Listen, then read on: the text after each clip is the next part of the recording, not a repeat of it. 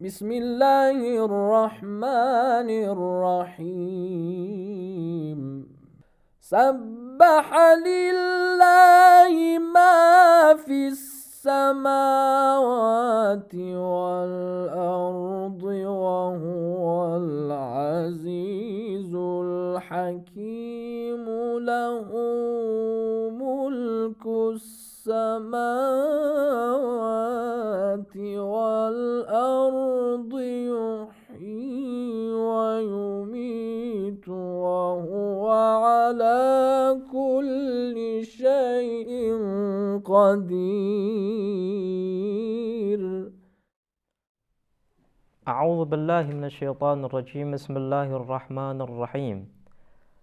Alhamdulillahi rabbil alamin. Afdhalus salati wa afdhalus salami ala habibina wa habibi ilahil alamin, Abil Qasimi Mustafa Muhammad sallallahu alaihi wa alihi wasallam wa ala ahli baitihi at-tayyibin at-tahirin. Aqulu lakum assalamu alaikum warahmatullahi wabarakatuh. Pemirsa dan pendengar yang dirahmati oleh Allah Subhanahu wa taala, kita kembali dalam acara kajian teologi Islam. Alhamdulillah, kita masih diberikan kesempatan dan kesehatan serta inayah oleh Allah Subhanahu wa taala untuk membahas dan mengkaji ilmu tentang ketuhanan atau teologi Islam. Kita telah membahas pada pertemuan sebelumnya tentang makna daripada tauhid rububi. Kita telah membahas tentang urgensitas daripada pembahasan tauhid rububi. Secara ringkas, saya katakan bahwa urgensitas tauhid rububi adalah karena boleh jadi ketika seseorang meyakini tauhid dalam ciptaan, dia musyrik dalam rububi. Dia meyakini bahwa Allah Subhanahu wa taala memiliki sekutu dalam pengaturan alam semesta. Oleh sebab itu, maka kita ingin membahas lebih lanjut tentang tauhid rububi. Pada kesempatan yang baik ini kita ingin membahas tentang efek atau faidah kita membahas tauhid rububi dalam kehidupan kita. Sebelum kita membuktikan tentang tauhid rububi dalam ilmu teologi, maka kita ingin membahas terlebih dahulu apa sih efek daripada keyakinan kita bahwa Allah Subhanahu wa taala itu adalah satu-satunya pengatur alam semesta. Bahwa Allah Subhanahu wa taala adalah satu-satunya zat yang mengurusi seluruh yang ada di alam semesta, termasuk kita sendiri, termasuk kehidupan kita. Apa sih faedahnya?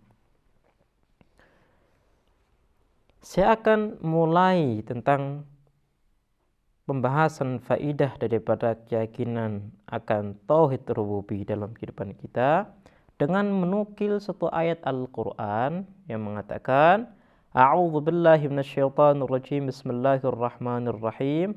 Qul inna salati wa nusuki wa mahyaya wa mamati lillahi rabbil alamin. La syarika lahu wa bidzalika umirtu wa ana awwal muslimin.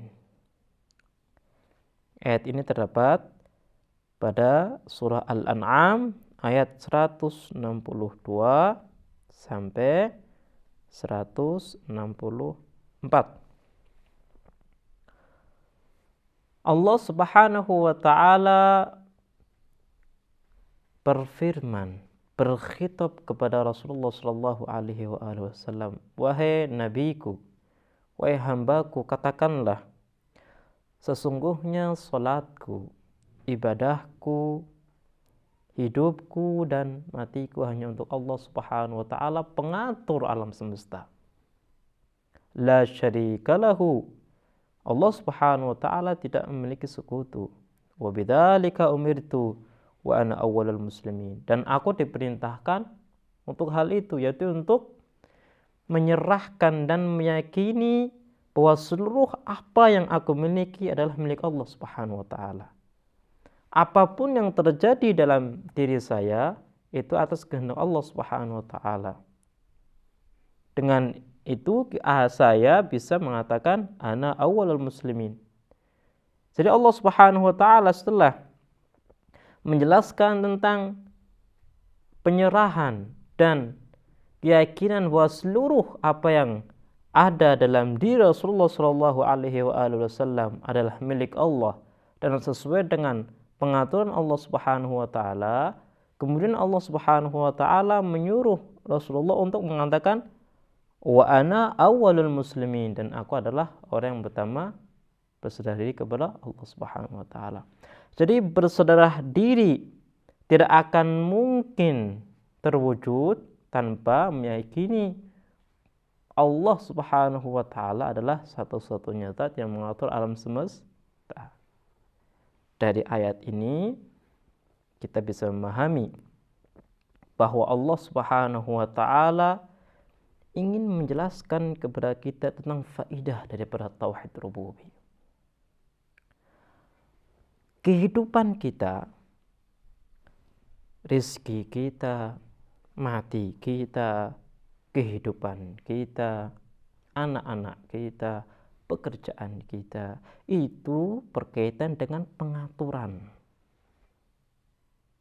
Kalau kita tidak meyakini tentang tauhid rububiyah, tidak meyakini bahwa Allah Subhanahu wa taala adalah satu-satunya zat yang mengatur alam semesta, yang mengatur kehidupan saya, kehidupan kita, maka kita tidak akan bisa mengatakan wahai Tuhanku, seluruh ibadahku hanya untuk Engkau, seluruh matiku hanya untuk Engkau. Kenapa? Karena ada zat lain selain Allah Subhanahu wa taala yang mengatur kehidupan saya. Jadi tauhid rububiyah adalah satu keyakinan, satu dasar yang akan merubah seluruh pola hidup manusia. Ya Rabb, al-Ghawth, al-Ghawth, khallisna minan nari ya Rabb. Orang yang meyakini bahwa Allah Subhanahu wa taala itu adalah satu-satunya zat pengatur, maka ketika dia memiliki problem dalam pekerjaannya, dalam riziknya, maka dia akan berdoa kepada Allah, wahai Tuhanku, berilah kepada saya rizik. Allahumma rzuqna rizqan halalan, wahai Tuhanku, berilah rizik kepadaku, rizik yang halal.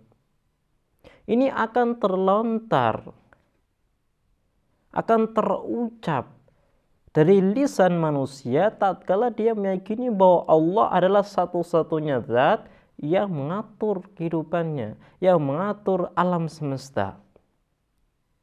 Sehingga kalau kita dapati, kita melihat ke kehidupan para wali, mereka meyakini bahwa apapun yang terjadi itu sesuai dengan pengaturan Allah Subhanahu wa taala. Sehingga tempat rujukan, tempat kembali adalah Allah Subhanahu wa taala. Makanya dalam ayat lain kita suruh bertawakal, suruh berserah diri kepada Allah Subhanahu wa taala. Tugas kita adalah ikhtiar. Kemudian hasil daripada ikhtiar itu ada di tangan Allah Subhanahu wa taala. Dalam ayat lain dikatakan bahwa apapun yang dimiliki oleh manusia itu sesuai dengan usahanya. Ketika manusia itu usahanya 100%, Allah pun akan berikan 100%. Ini adalah dampak daripada tauhid rububiyah. Ini adalah satu efek daripada keyakinan kita akan Allah, atau keyakinan kita bahwa Allah Subhanahu wa taala adalah satu-satunya zat yang mengatur alam semesta, satu-satunya zat yang mengatur kehidupan kita. Jadi faedah yang pertama adalah kita akan mendapatkan ketenangan dalam kehidupan kita. ketenangan maknawi dan ketenangan madi, ketenangan jasmani. Ketenangan maknawi artinya kita akan merasa tenang ketika kita sudah berusaha dan kita bertawakal kepada Allah Subhanahu wa taala. Ketenangan jasmani, kita tidak pusing-pusing. Badan kita tidak terlalu terazab. Dengan apa? Dengan keinginan kita untuk mendapatkan apa yang kita inginkan. Kenapa? Karena manusia itu hanya memiliki andil untuk ikhtiar, tapi hasil adalah Allah Subhanahu wa taala. Ketika orang sudah berikhtiar, maka dia tidak akan memaksakan diri untuk apa? Untuk mendapatkan apa yang ia usahakan. Karena ada dua hal yang harus dia perhatikan. Yang pertama adalah ikhtiar, yang kedua adalah kekuasaan Allah Subhanahu wa taala dan kehendak Allah Subhanahu wa taala. Telah dia sudah berusaha semaksimal mungkin 100%, tapi hasil daripada usahanya itu tergantung Allah Subhanahu wa taala. Sehingga dia dengan tenang bisa hidup. Kenapa? Karena saya sudah berusaha dan meskipun saya tidak mendapatkan hasil, tapi saya sudah berusaha menjalankan wazifah, menjalankan tugas saya sebagai hamba Allah Subhanahu wa taala. Terkait hasil terserah Allah Subhanahu wa taala. Ini adalah faedah pertama tentang tauhid rububiyah dalam kehidupan manusia. Itu kita mendapatkan ketenangan maknawi dan jasmani. Kemudian faedah yang kedua, kita akan memiliki pola hidup yang teratur. Kok bisa? Dengan kita meyakini tauhid rububiyah, kita memiliki pola hidup yang teratur. Begini, ketika kita meyakini bahwa Allah Subhanahu wa taala itu adalah pengatur alam semesta, maka kita bisa mengetahui bahwa Allah Subhanahu wa taala itu tidak mengizinkan kita untuk melakukan segala sesuatu untuk mendapatkan keinginan kita. Saya ulang lagi. Dengan kita meyakini bahwa Allah Subhanahu wa taala adalah satu-satunya zat pengatur alam semesta, maka kita akan memahami bahwa untuk sampai kepada tujuan kita tidak boleh melakukan atau menggunakan segala cara. Kenapa? Karena Allah Subhanahu wa taala sebagai pengatur alam semesta ini tidak mengizinkan kepada kita. Tidak mengizinkan kepada kita untuk sampai kepada tujuan kita dengan cara-cara yang tidak benar. Dengan kita mengetahui hal ini, maka seluruh gerak-gerik kita, pola hidup kita akan teratur. Taruhlah kita tidak memiliki uang. Karena saya atau kita meyakini bahwa Allah Subhanahu wa taala adalah pengatur alam semesta, dan Allah Subhanahu wa taala akan menjamin siapapun yang berikhtiar dan dia menggunakan cara yang baik, pasti ia akan mendapatkan balasan dari Allah Subhanahu wa taala.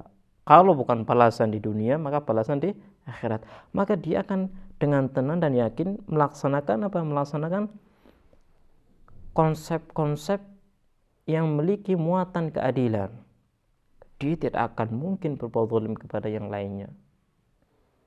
Ketika dia berdagang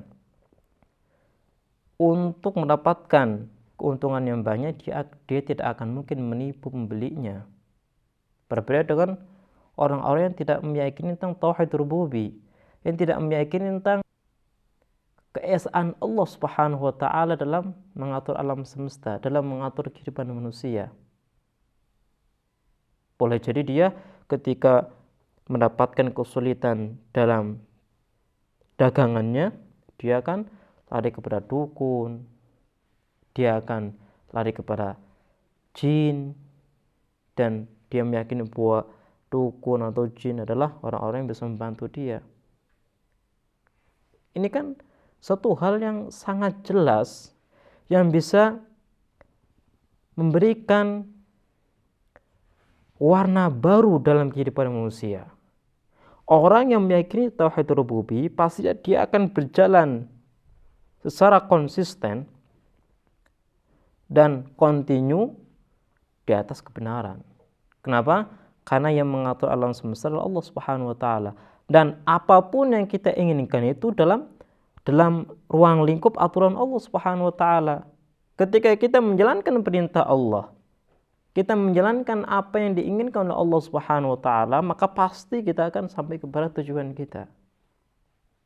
Ini adalah faidah kedua daripada keyakinan kita akan tauhid rububiyah.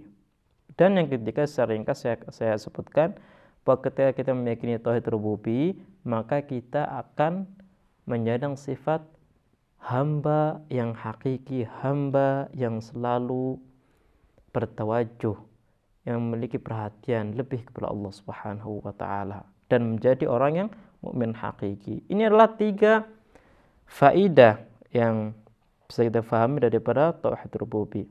Baiklah pemirsa, kita akan kembali lagi di pertemuan yang lain dalam acara yang sama, yaitu pembahasan teologi Islam. Saya akhiri, wassalamualaikum warahmatullahi wabarakatuh. اللهم املأ قلوبنا بالعلم والمعرفة وطهر بطوننا من الحرام والشبهة واكفف أيدينا عن الظلم والسرقة واغضض أبصارنا عن الفجور والخيانة واسدد أسماعنا عن اللغو والغيبة برحمتك يا أرحم الراحمين.